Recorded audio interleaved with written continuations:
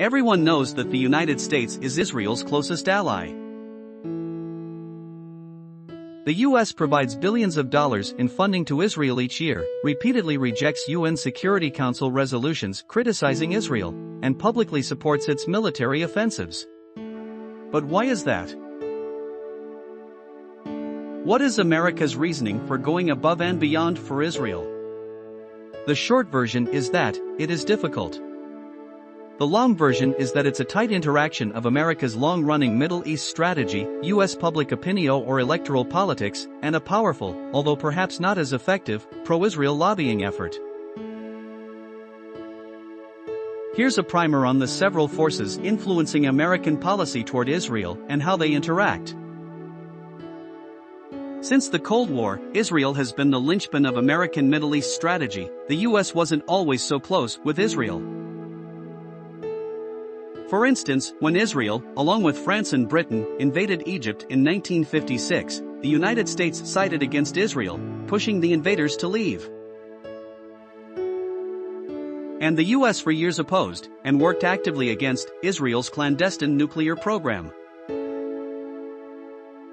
Stated commitments to Israel from American policymakers cannot erase a legacy of U.S. policies that often represented more of a threat than a support to Israeli security. Michael Barnett, George Washington University political scientist, writes.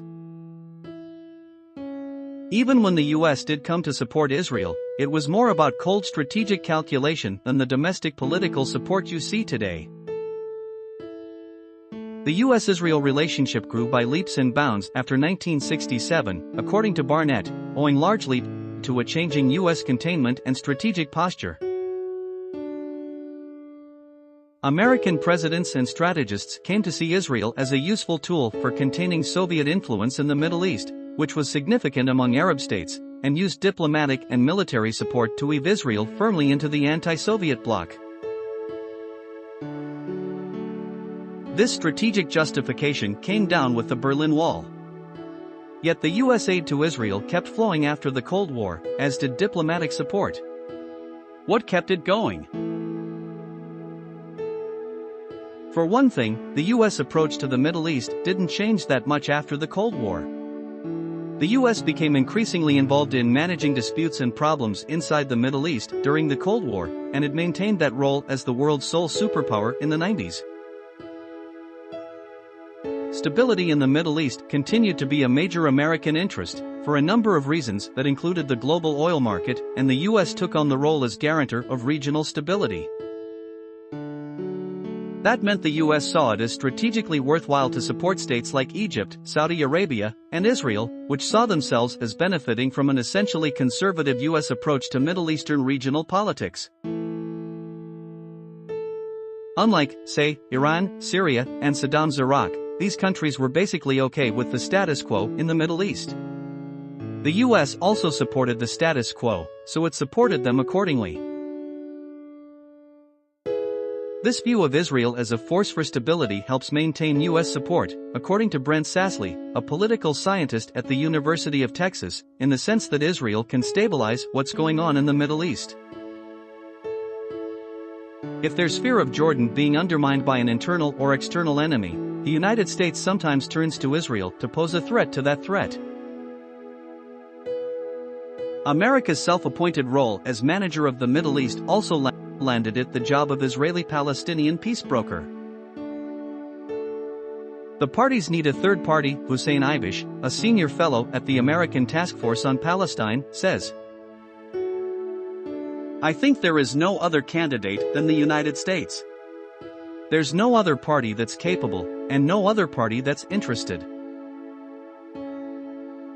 American policymakers have seen U.S. support for Israel as a way of showing Israel that the U.S. is still taking its interests into account during negotiations, and thus convincing Israel that they can safely engage in peace talks. It's meant to draw the Israelis to the negotiating table and keep them there. Together, these strategic factors explain why America's approach to Israel has been broadly consistent for at least the past 3 administrations.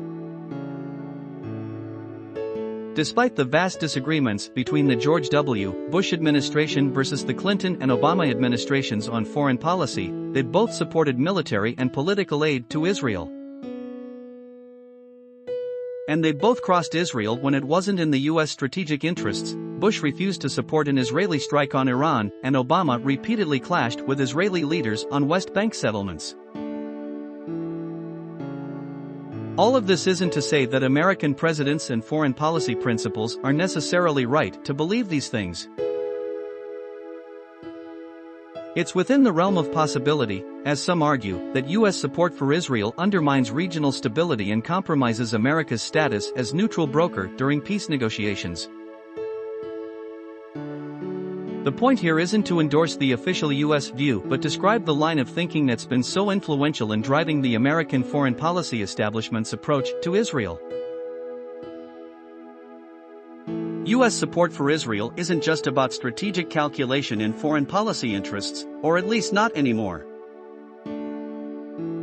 For a long time, at the very least since the 1980s, it's also been about domestic politics and the way American politicians read American voters. Congressional votes on issues relating to Israel are famously lopsided. The Senate resolution supporting Israel's recent offensives in Gaza passed unanimously, as many pro-Israel bills and resolutions do. The simplest explanation for these lopsided votes is that supporting Israel is really popular among voters. The single factor most driving the U.S.-Israel relationship appears to be the broad and deep support for Israel among the American public. Israel Institute Program Director Michael Kopla writes, "The average gap between those holding favorable and unfavorable views of Israel over the past 4 administrations is 31 points. Indeed, Gallup data since 1988 consistently shows a much higher percentage of Americans sympathizing with Israelis than with Palestinians in the conflict. So it makes sense that Congresspeople would take pretty hardcore pro-Israel stances. It's reasonably popular. But why is Israel so popular among Americans in the first place? One big reason is a perceived sense of shared values. According to Barnett, the American moral image of Israel, the only democracy in the Middle East, for example, is the foundation of U.S.-Israeli relations. Of course, as Barnett hastens to add, this leaves Israel vulnerable if Americans comes to believe that Israel has strayed from those shared values. More on that in the last section. Religious groups are 2 other critically important factors. American Jews and evangelical Christians are 2 of the most politically engaged groups in the United States. They're major constituencies, respectively, in the Democratic and Republican parties. And both are overwhelmingly pro-Israel. There are nuances here. Evangelical support for Israel tends to be more uncritical than Jewish support. For instance, a majority of Reform and secular Jews, 65% of the American Jewish population, disapprove of Israel's expansion of West Bank settlements. And Jews under the age of 35 are the least likely to identify as Zionist, though a majority still do. On the other hand, the older and more conservative Jews who aren't entirely representative of the more liberal body of Jewish American public opinion toward Israel have a lot of clout with national politicians. They express strong desire to vote based on the Israel issue and are clustered in Florida and Pennsylvania, large swing states in presidential elections.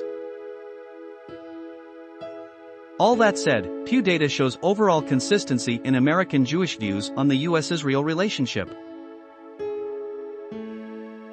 54% of American Jews think the U.S. supports Israel the right amount and 31% say it doesn't go far enough.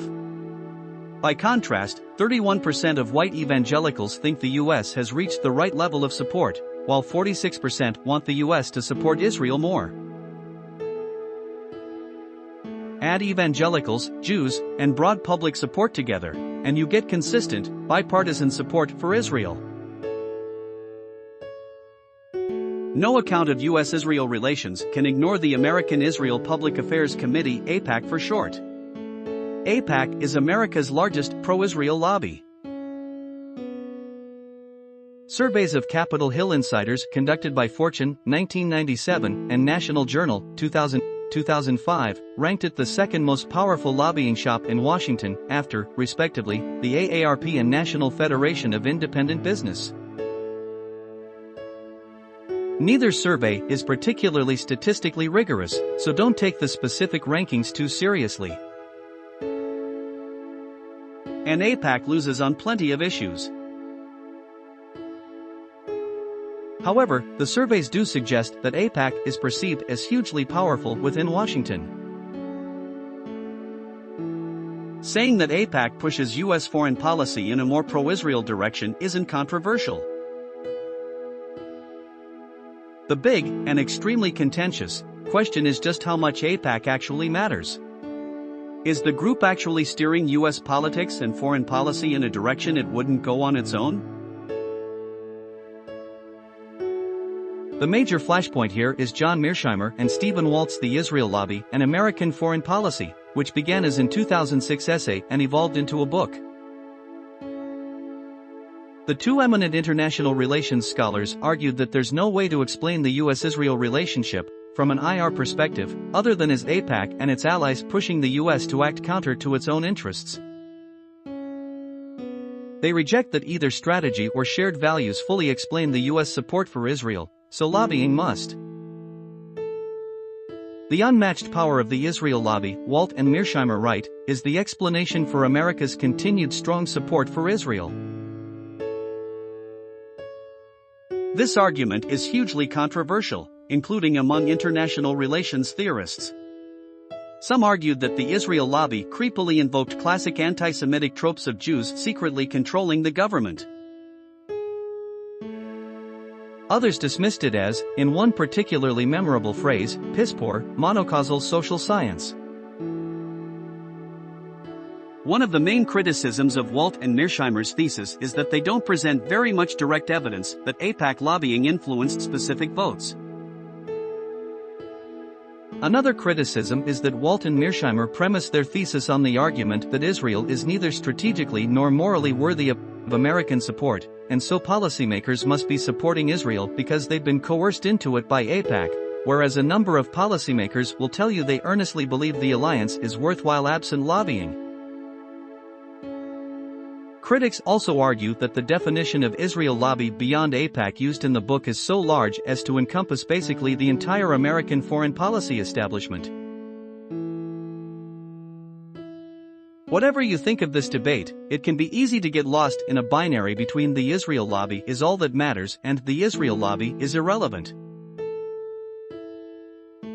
What's clearly true is that AIPAC is highly influential, but also that its power is linked to the other sources of U.S. support for Israel. It does well on whipping up support for bills that are already in line with public opinion. AIPAC doesn't always win. For instance, it lost a major fight in Congress when it pushed for more sanctions on Iran in February 2014. The sanctions were likely designed to kill the ongoing U.S.-Iran nuclear negotiations. AIPAC's influence is a product of financial resources and power, sure, but also of choosing to push for policies that have public support and are consonant with American grand strategy in the Middle East. It's hard to know where one driver of America's Israel policy ends and another begins. For instance, early in his administration, President Obama pushed Israeli Prime Minister Benjamin Netanyahu to halt settlement growth in the West Bank. Netanyahu resisted this in part by rallying his allies in Congress. Netanyahu's allies in both parties, who are always eager to appear pro-Israel, pressured Obama to drop his anti-settlements push, which he did. The question here is whether, in this case and others, U.S. foreign policy interests or U.S. domestic politics was ultimately more consequential to driving the U.S.-Israel relationship. For example, would Obama have pushed harder against settlements had Netanyahu not been able to call up so many allies in Congress? Were those members of Congress primarily driven by pure domestic politics, which do favor pro-Israel policies, by an earnest concern that Obama's approach was bad for Israelis, or by a belief that Obama was hurting U.S. foreign policy interests? In thinking about the future of U.S.-Israel relations, it's much more helpful to examine what might cause these broad Bush factors to change. In simpler terms, is there a scenario under which the U.S. and Israel drift apart?